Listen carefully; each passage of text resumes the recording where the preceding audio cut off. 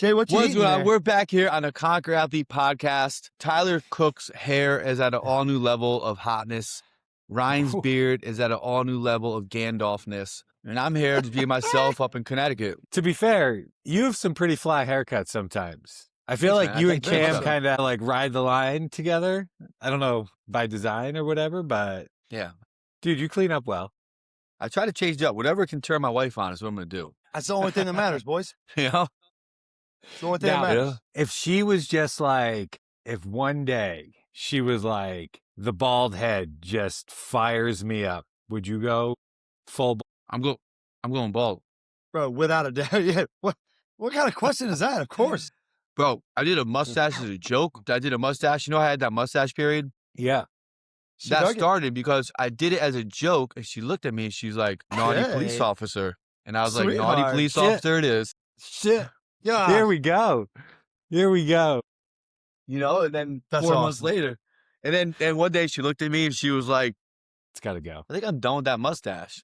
I was like, all right, we're shaving it. Cut it off. You know, I think that's pretty good life advice for all the younger men out there. Is fellas, it kind of doesn't matter what you want, really. It just doesn't matter. Whatever she says and that works for her, dirty cop. That's it. I'm just along for the ride. You I know, don't know. For the record, if in that's my a household anyway, that's not figurative how it or a works in literal reverse. statement. say that again, right? I said, I don't know if that's a figurative or a literal statement. Both. Yeah. Both. Oh, Joss, I hope you don't listen to this.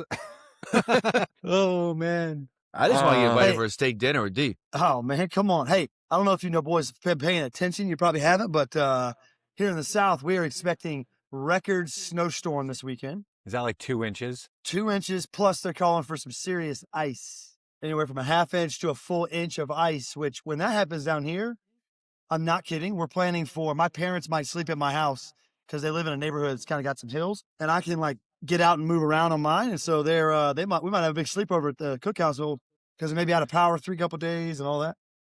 Do you notice the deflection tactics whenever steak dinners come up? That's Just not at straight- all where I was just- going with that. I was actually headed towards, there might be some serious steak dinners this weekend because we got nothing else going on. Mm. Does it Are you- land are have you a- snow plows? Yeah. I tell you what, let's mark it down right now because we're going to be back at the games and trying to win the games. Steak dinner at our Airbnb Saturday night of the games. Mark it down. Big throwdown. Okay. Can't beat it.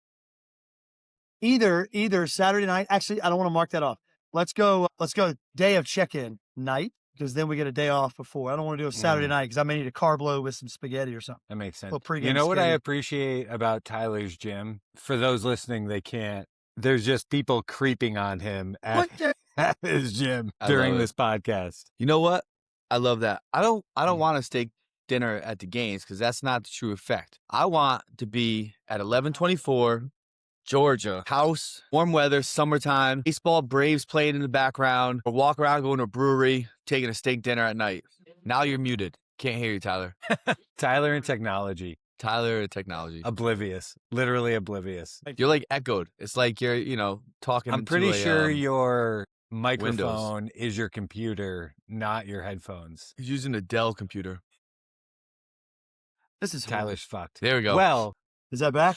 Yep, you're back. you're running through. You're 100% running through your computer and not your headphones. Well, for the folks, All right, now I should be why back. Tyler tries to sort his Tyler, life now out. you're delayed. Tyler's delayed. Tyler, I'm sorry, D. I'm going to swear. Tyler, you are fucking up this podcast right now. You are delayed. You're echoey. He left. He just Poor left. guy. Poor guy. He takes it to heart. He wants to put his best foot forward. All That's right, why I well, love him. welcome to an episode of the Conquer Athlete podcast where we talk about more than just fitness, apparently. Yeah. Yeah. Sumo Orange. Bro, the only orange. Thank you. Anything else is subpar purely for the fact or the ease of peeling. I could not agree with you anymore. And the fact that that's what you said makes me very happy that we are friends. Yeah, dude. Sumo is the only way to go. I despise how seasonal they are. Tyler, Sumo Orange. I don't know if I've ever had a sumo orange, but I do enjoy the cuties. And I hate to say that on this podcast, but the cuties are the best. I feel like Ugh. People who have kids have cuties. No respectable man would just walk into Costco and buy a bag of cuties. That's not where I saw that going. I love them. I think they're easier to peel. I think they peel in a cleaner fashion. You never had a I don't sumo know. orange. You never had a Oh, sumo. yeah. How can you compare? I'm Huh? assuming it's just a big orange. The hog you just had out was the big one. That wasn't. We know. We know. Okay. That was quite the Jocelyn, hog. if you listen to this, The dirty cop is coming back out. Boys. Dirty Cop is Dude, coming it's back like out. God designed those oranges for guys. Like he put a little nipple on top that's just kind of, Just gets us going. yeah, you're supposed to yank on it. I'm looking Tom up. Bradley podcast, innuendos, fitness, and government advice. Come yank on it. That's right. All right. Well, let's talk about something. I mean, this is productive, but Great. we're going to give the people something at least because Jay's got to hop off soon. Today, we're chatting the coach's role in shaping an athlete's mindset. And I want Tyler's opinion as the head coach of 1124, or we'll say head coach, whatever you want to call it. Kind of the man holding the pieces together. How do you manage 3 other personalities and all the bullshit drama that goes into team training? I do the same that you and I have worked on personally. Number one, is to try not to overcomplicate it. And I think especially like right now, we're gearing up to train next weekend. And Justin's already getting into like things you want to work on and try to hit. Like, bro, let's take this thing, like, don't overcomplicate this. I think expectations is a big one. So when we get together, it's like every weekend, what do we kind of focus on that? Again, you kind of can't look at the whole. We have to like, what's our expectation and goal for this weekend? And we do the same thing, that's on the team thing, even in here with regular everyday athletes, because I think everything that you look at when you measure success can only be measured against what was the expectation going in, right? So you can't just arbitrarily say, well, yeah, we had a good weekend. Well, what were you expecting? Were you expecting to have no reps or like hit certain weights, whatever? So expectations, number one. And then my big thing for, again, everything we go up against, I'm just a positive guy. Like I see no sense in dwelling on the negative. I see no sense in stressing about shit. The cliche part is, well, you can only think about what you can control. But the reality is that's true. Like I can't think about outside shit. I can only think about what it is that we're doing. And so trying to just be as positive as I can about everything, probably to a fault. Like sometimes you gotta be realistic, but like also just speaking things into existence positively only. I think about a workout I did 3 years ago, it must've been. And it was I'd put in my whole day of training and I put in all these videos. And the only thing that you wrote back, probably the best day of training I've ever had. I made that part up. Didn't miss a thing, but I tripped on a set of random double unders in a 5-round workout, which also kudos to you. This showed you actually watched my videos. Very important. But Yeah, bro. your only note from the whole day of training was when I tripped on the double under, rope flies out of my hand, right? Like it does. And I very simply didn't throw the rope, I just very quickly just kind of let out a fuck, reached out, picked up my rope, kind of sat in and started going again. The only thing you commented all day was, hey, in the middle of that double under set, don't say fuck this, because now your negative thought instantly, now you're controlled by that negative minor, like it was a moment. Like I was pissed because I was like, dude, I had a great day of training and all he picked up on was the one negative moment. And that stuck with me so hard because you can't, even in that small setting, your point was like, hey, we're only thinking on positive thoughts because the brain, if it's positively charging versus like, oh shit, that's a like kind of negative, if you will.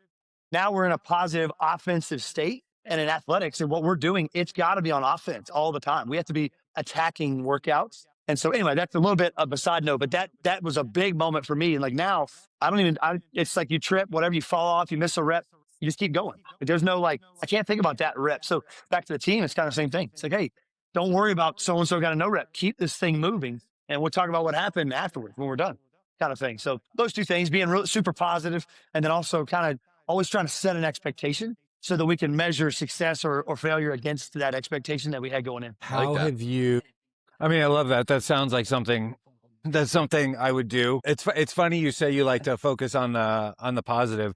One of my favorite Louis Simmons quotes is, why the fuck would I ever focus on the good stuff? And that like, coming up as a coach, I don't know why that like has always stuck with me. I don't necessarily think that's true 100% of the time, to your point, but I do see a lot of benefit to that statement. Sometimes I think we focus too much on the good things and we don't allocate enough time to addressing and analyzing the things that aren't going well. But how do you, when things aren't going well in a workout, how do you zap the team out of, like some sort of negative spiral? Well, there's two parts of that. You talk about while we're on the floor in the middle, or Yeah. just as a weekend goes, because those are two totally separate approaches. No, right? you're in the heat of the moment and you suck. And how do Yep. you zap the team out of it? So a perfect example comes to mind that last year at Syndicate, we got a very costly no rep on a 40-foot handstand walk, had to be unbroken. And that might be the most costly no rep in the sport, right? Now you got to go back and restart that. So that's a really big deal in the middle of a workout. We were winning the workout. So we're smashing this thing, get the no rep. We end up getting second. The workout lost the first place. But in the moment, we had a teammate that was arguing over the call. And I got back from a run and was like, what the hell's going on? We got judges, we're screaming. Other teammate tells me, hey, there's a no rep. And my instant, you and I talked about this after, my only thought in that moment was stop arguing, get back and do the rep again. And my thought was, we got to finish what we're still in it. We can't panic. Like I'm going to get that printed on the walls in my life. Don't panic. Like nothing good ever comes in a panic state, right? Like the most badass dudes on the planet are some of the, special forces you've got to be super calm in a chaotic, fiery type situation. So my first thought was, hey, stop this, get back, do your thing. We can go fight afterward, like hard. We'll go to battle after the thing. But in the moment, we still have a job to do, right? Like that's kind of my only focus is, and that's one example, but again, another one's you're fighting with a judge on no reps on wall balls. They're the same thing. Like, hey, we're not going to win this judge battle. Like they're in charge. Do whatever they ask and keep the workout going. For me, it's maybe that's part of my role, I guess, unspoken, is like calming things down. Like nothing good comes from anybody panicking or getting super elevated and high level. Just calm down and do what we have to do to finish. And then we'll go back and set something on fire if we need to. But in the moment, the only thing we can do is just finish what we've got ahead of us, right? The second part of that is off the floor. We actually had a moment where at the games where we were kind of spiraling, had a really bad event, like bottom two, horrible event. And we were riding high of we were doing well. So that moment kind of let us, and we got kind of separated and kind of we were losing control of what was going on. And you actually sat us down in the hotel and we're like, hey, what's done is done. We cannot fix that. We still have 3 events left. Bring this thing together and let's move on. And from that moment, we did. We pulled it together. We ended up having a really nice finish on Sunday and into the weekend on a high note versus like letting it continue to spiral. And then my similarity from both examples was simply a calm, hey, calm down. Everybody sees it. You stop panicking. And again, that my takeaway from that is, hey, nothing really good ever comes from like a panicked, elevated heart rate situation. Everybody sees a calm down and we can figure out a way out of this burning building type thing. Does that make sense? Yep. Okay, I see you taking notes. It's not from me. No way. I'm like, yeah, he's about to say something. No. I thought it was great. I mean, if you wanted to pose that question to me, or if you want to go another route, you just let me know. Yeah, no, I mean, Ty, you hit the nail on the head. I think if anybody's listening to this and should take anything away, it's you're not going to fix anything on the floor. There's no point in arguing, and especially if you're doing team, whether you're experienced or not, you should have that conversation of if things do go sideways, how do we zap each other kind of back into what the priority is and then fix it off the floor. That's what the review process is for. Right. So Actually, let me jump in real quick, if you don't mind. Yeah. For coaches out there who work with teams, working with a team can be very rewarding and also very challenging because you have so many different personalities coming at play. And everyone's going to be great together when things are going great. And shit's going to hit the fan when things don't go great. And what you need to do is have an understanding of who the personalities are on your team before you guys get in the thick of things. And that comes down to what exposure they have to sports. Were they individual athletes or were they team-based athletes? Were they athletes at all coming in, or is this their first experience in an athletic setting? That can give you a huge indication of where the person stands and how they're going to handle communication and teamwork. Then you need to understand who the alphas are and who the betas are. And you have to have some sort of, because that's going to give you an indication of how you can get certain people to lead and if people are going to step on each other's toes and how you can formulate when people need to step up or step down. Then to me, you have to get a sound understanding of what their blockages are, what their traumas are, and what their issues are, right? And I used to do lots of like goal setting with teams when we did this, and I'd have them write out like what their main goals are, what their focus is while they're doing this. Because you see a lot, like some people say, well, I'm using this to get to an individual level. In my head, I'm like, ding, ding, ding, this person's going to suck dick on a team, right? They're going to be so self-centered no matter what happens, that it's going to be hard for them to buy into the team component, right? All these things, because to have a successful team, you have to have those 4 or those 6 individuals buy into each other and to buy into the process. And that's not saying that it's going to be, you know, ice cream sundaes all day long. You're going to have bumps in the road, but you have to be able to form a community with them. You know, they have to have a text thread with each other. They have to be able to hang out together. They don't have to do it all the time, but they have to enjoy each other. And then what I would do is I would put them through some really shitty fucking stuff, like early on, right? And Tyler, I would make them go through like, you know, a 3-mile fucking worm carry, like just things that are just going to really fucking be nasty, where they're going to have to figure it out and communicate and figure out like how they can handle that stuff, right? And I'll sprinkle that in occasionally from time to time and then give feedback around how their response was and how if that happens at the games, they're not going to do well, right? And then kind of have that graded exposure and reference points to that stuff. And then I'd have lots of conversations with them, lots of breakouts and breakdowns at the end of each session about like, all right, like what went well, what didn't go well. You know, at this point you snapped at this person, this point you snapped at that person, which people got to understand that in the heat of competition, the heat of battle, you can't take shit personal, right? And I think that's sometimes you can't take shit personal. If someone's dragging ass, it's someone else's job to kick them in the ass, right? And they can't take it personal. And you got to be able to move on from it. And if people are having disagreements, like at one point, guys, we had 2 teams going for the games, and they argued so much that I showed up at one practice. It was a Saturday. It was like in December, and I said, we're not gonna move forward until you guys go outside and fight, and then come back inside on a better level. I said, get the fuck out of my gym and figure it out.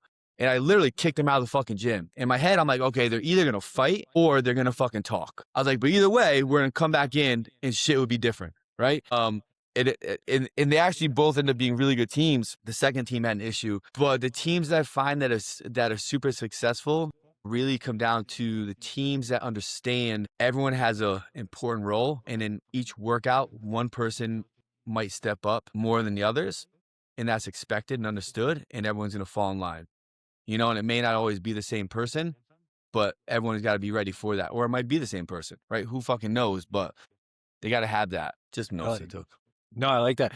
I mean, I've heard you talk about this concept of graded exposure. I'm not sure if everybody else has, but can you kind of on a larger, you know, mental performance training, you know, priority or principle, whatever you want to call it, this idea of kind of like graded adaptation, or, you know, how you mental performance in a progressive nature? Yeah. So I try to think of something that is going to be challenging, but not skill-based challenging, right? Where it comes down to like the can't or won't concept, right? Like you can't keep doing it or you just won't keep doing it. And I try to do it in a way where some days it would be intensity, but some days it won't. And I might start kind of like low and slow. And I treat it just like any other thing that we do, whether it's building strength or building speed or explosiveness or power or whatever. Like I like to start low and slow with it. Like, okay, kind of sit back and watch.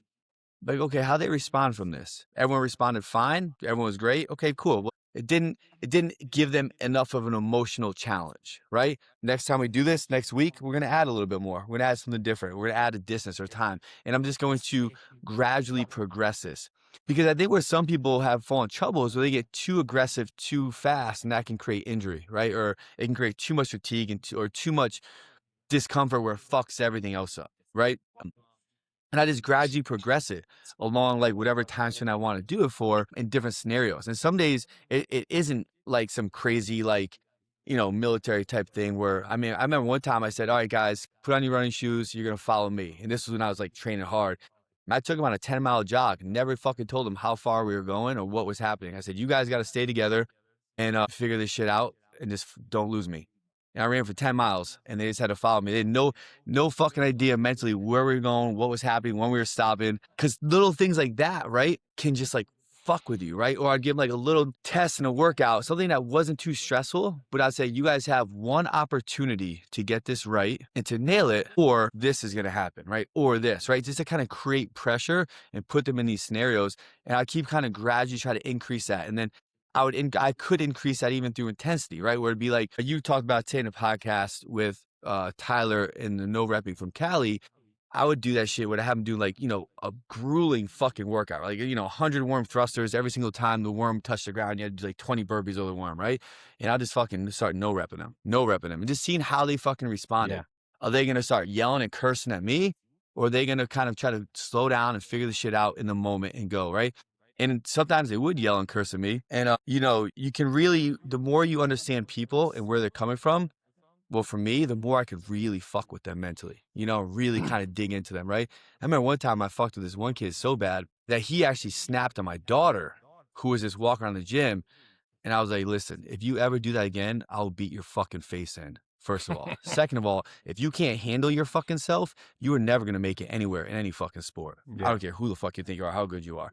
And the more and I think that goes back to my trash talking days playing sports, whether people were attacking me or I was attacking people. Like, once you can kind of understand somebody and where they've been or where they're coming from or kind of what challenges they face and what kind of holdups they have, the more I could like really turn that fucking needle in their mind, right?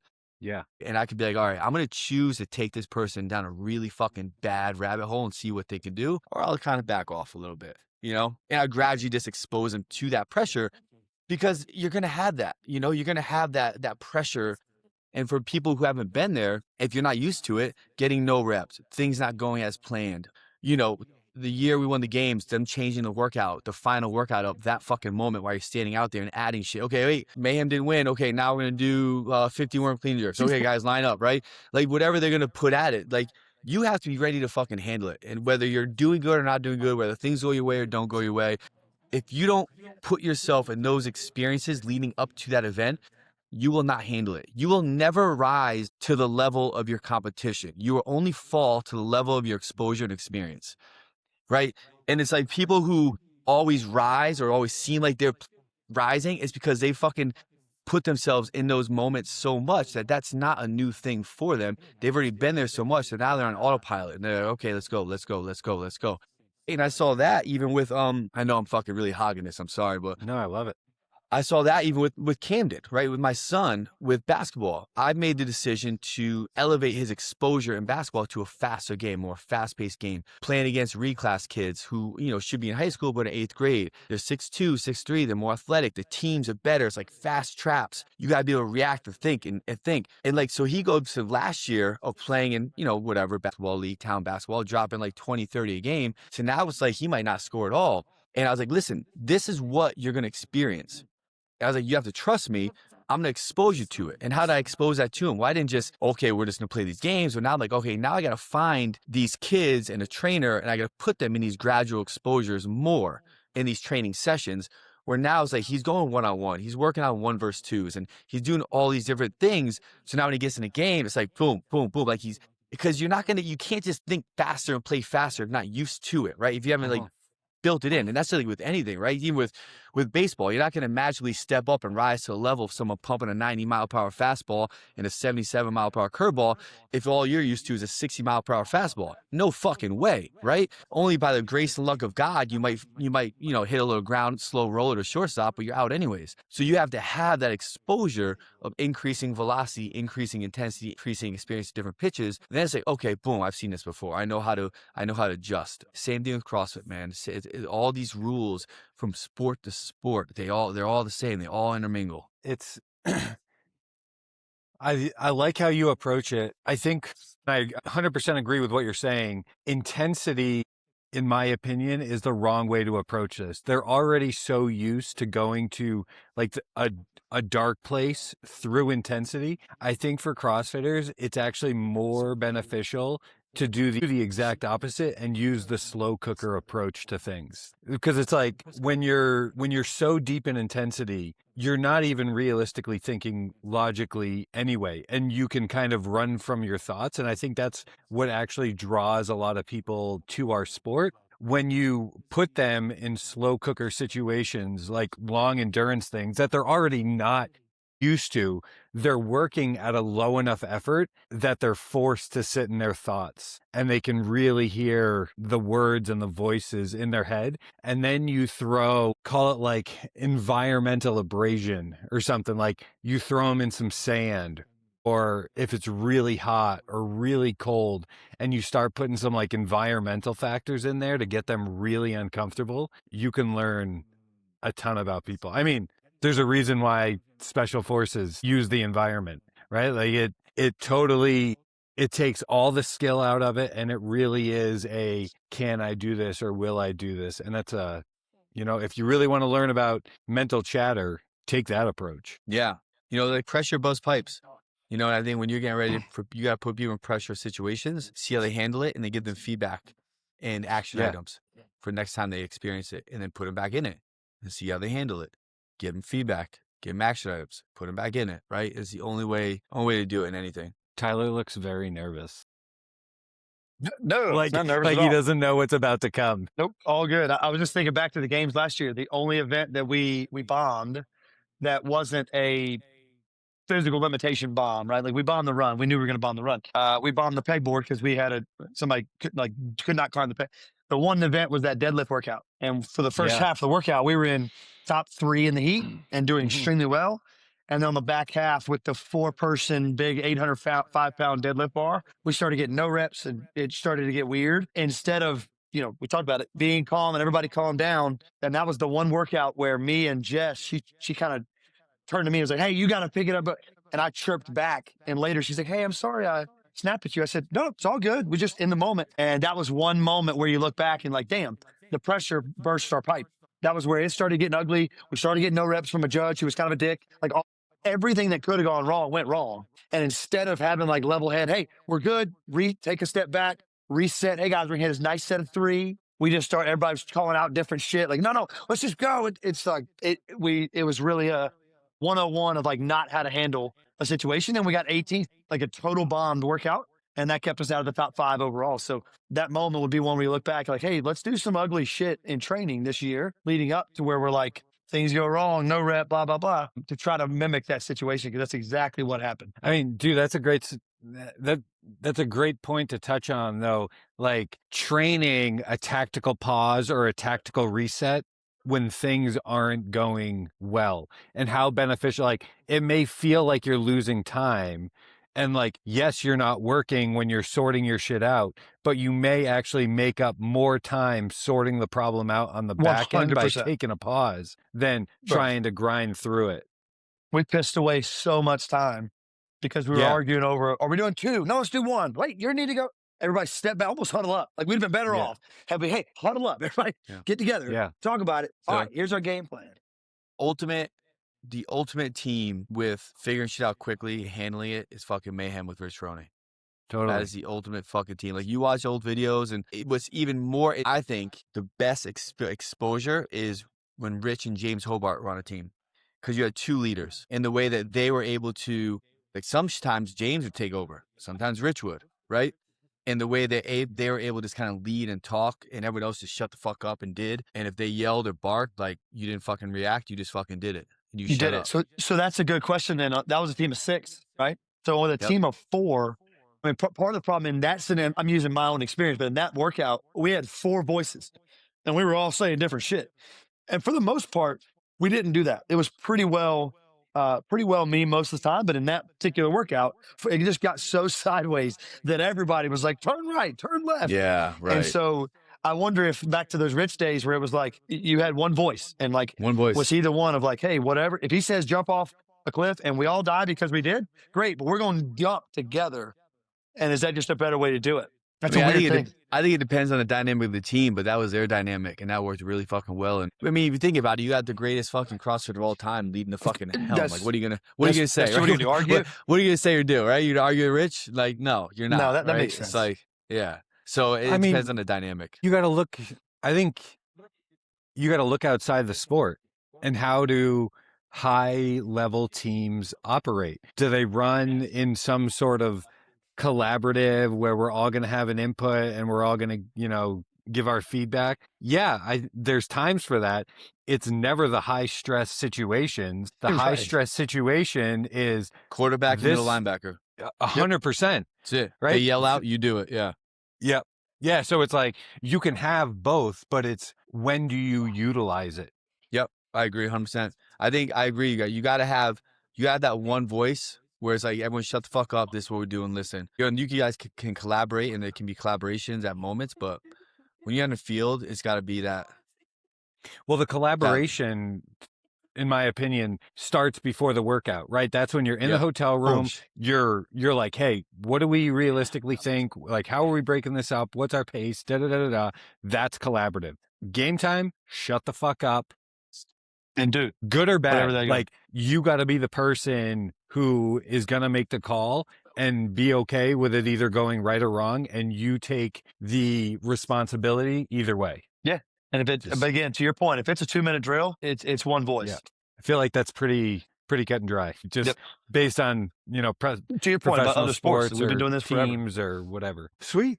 Sumo oranges. Big hog with a big nipple. It's a description of the orange. It's a description of the fruit. Just go get Description of one, the fruit. dude. Just go get one. I'm going Next- to. I can't wait. It'll change your life. They even taste better. Film. I want Owen to film you. Eating Taking the the orange? fucking the sumo. Take- I want to see Taking your the reaction. hog? Yeah, I want Owen to film you taking on a hog. He'd probably be down We're with hosting that. the L1 this weekend at our gym, so Owen's laser focused because he's actually running the show for the L1. Is he the flow master? No, Chuck Carswell. One Chuck Carswell. Did we get So- Chuck? Because dude, Chuck lives 20 minutes from my gym. So Yeah. anytime we host anything, Chuck's always the guy. Love it. But Owen is Love he's the number 2 guy, whatever it is. Number 2. Oh boy. Well, hopefully Guys, this check out won't the come up coach- before then. But The send sumo oranges? no. I love sending Owen super in-depth like training concepts or ideas right before he goes to teach. I love that. Just Just fries his like- brain. Yeah, he just like he can't handle it, and then he's got to like talk his own diet. He and I talked for 2.5 hours the other day. I think we you said should it would get be 10 Chuck minutes. a sumo orange. Get Chuck a sumo orange. Say, hey, Dude, Chuck, this is yeah. from Jason Lyden. I will absolutely do that, dude. He would love that. He's gonna be like, "What the fuck?" Chuck is one of the top 5 people I've ever met in my life. Where Chuck is incredible. does Ryan rank on that list? Yeah, I was gonna say first off, Top there's two people that are in that my top wife 5. that and are on this then podcast. Chuck, And and, then Callie takes one of the other ones. So Callie's who's number Callie's five? got to be Slim one. list. Callie's got to be one. Where's D? She's very high on that list as well. dude, listen, Dee drove to Alabama the other day for something. Drove back. It's 2 hours, right? And she gets to our house for dinner a night or two. She goes, hey, caught up on all the podcasts the other day. I said, what do you mean? She said, well, I got behind, but I had a 2-hour drive, so I caught up on everything. She goes, I I love love it. the one where you guys got to talking about. She's a CrossFit nerd. I love And I it. said, Mom, you don't want to listen to that shit. It's so boring. We're geeking out over like and this and that. She's like, oh, I just love it. It's so educational. She's all over I it. just shared my story when Rich Froning saved my life for D. Dude, if you did that, because she's also a huge Rich fan. Oh, yeah? So you'd combine 2 of her like favorite things. Life and Rich? Well, us and Rich, but yeah, Oh, us. the 3 of Dude, us you should and get then Rich. You should Dude, we get, should get Dee Rich on a the podcast. cameo from Rich. Rich has been on a podcast. Rich was on a podcast. I watched every moment of y'all's podcast together. Yeah, not too long ago, 6 months, a couple months ago. Yeah, that was good. Ryan, did I ever tell you a story about when he saved my life? Yeah, you said it on I the podcast. think you brought it up on the podcast. Yeah, I you have. have. I'm I not think going you to pulled repeat that it. podcast. No, I'm not gonna repeat it. she needs to hear it from you because she needs to know it's a personal story. Next podcast, because I feel like I'll rush it, and I think I really got to go into Don't do that. character with You it. got to sell it. That's good. No, we're gonna go. We're Bring gonna the go down there mustache for back. semis. Dude, that would You be got semis. epic. What'd you say, Syndicate Fry? Crown? I said we're gonna go down there for semis. I'm still waiting to do a Concord camp at 1124. We will circle up offline, boys. I got some in the works for you. Ryan knows. No, it's real. Yeah, Ryan knows. Guys, Concord Athlete Podcast. We hope you guys enjoyed the show. As always, check out Coach RX platform. We have a great array of podcasts from other great coaches. Check out, we got to give a shout out to Candace. always Always. the goat. Check out your Sumo Oranges. They're in season right now. Candace, shout out Candace and shout out Sumo Oranges. Big hog and a big nipples. The oranges. We're talking about the oranges right The now. oranges, Jesus yes, Christ. God. You gotta Candace's just husband. be real Candace's anything. husband is gonna beat your ass right now. Well, listen, I'm just He being can respectful. I'm talking too. about fruit. That dude is yoked. Straight You know, if I ever got in a yoked. fight You or know what? flight We're gonna end on this situation, note, guys. We Say, hope you enjoyed boys. the show. We'll see you guys later.